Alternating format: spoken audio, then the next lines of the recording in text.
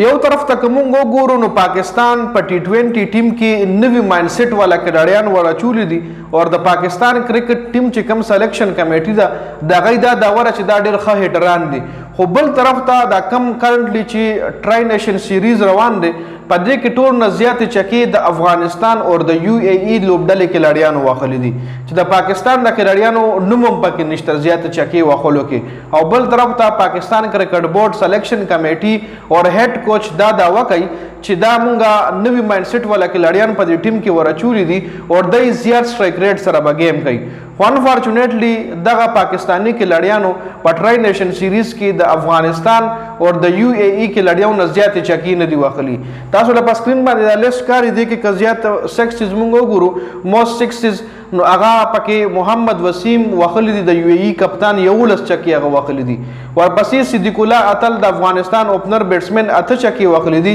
ابراهیم زدران هم اته چکی واخلي دي ورپسې بیا د یو ای ای کلاړي آصف خان اوه چکی واخلي دي او راشد خان ورپسې شپږ چکی واخلي دي خو د بدقسمتۍ نه په دې لیست کې نه فخر زمان شته دی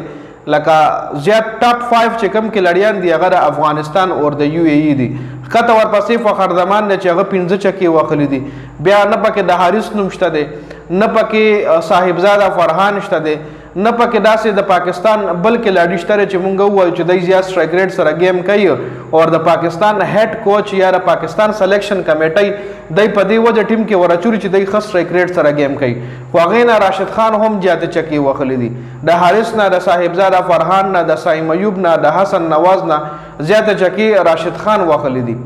نو نوی مایند سیټ والا کډاریان په ټیم کې شاملول پکاري خو ورسره سینیئر کډاریان هم شاملول پکاري لکه ډایرکټ یو نوې ټیم نشي انټروډیوس کوله یو نوې ټیم ته پلینګ 11 یو نوې ټیم ته انټرنیشنل نشي دغه کوله کلک ټریکی پیچ وي نو دغه بیټسمنان بیا انخلی وي کلک داسې پیچ کې سوینګ وي د سپینرانو د پاره وي نو بیا زموږ بیټسمنان په هغه باندې بیټینګ نشي کوله چونکه کرکټ ماهرین چې کوم هغه بار بار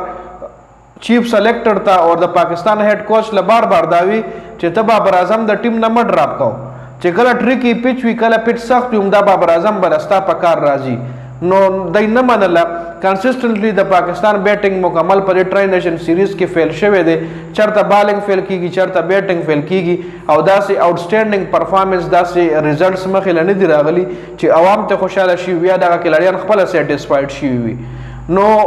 چونکه نن د پاکستان او د افغانستان د ټرای نیشن سیریز فائنل هم دی چې دا میچ 50-50 دی لکه دا نشي ویل چې دا میچ په پاکستان ګټي نه دا ویل چې میچ په افغانستان ګټي چونکه د افغانستان د وینینګ ریشو د پاکستان په نسبت سیوا ده چې افغانستان د ګټلو چانس سیوا دی خو نور کرکټ گیم دی بای لک گیم دی بای ډے گیم دی ګورو با څوک څنګه پرفارمنس ورکوي د میچ نه پس په ډیټیل سره خبره کوو او د ټرای نیشن سیریز کې زیات چکی چې کمی دي هغه د افغانستان اور دا یو ای ای لوبډلې واخلي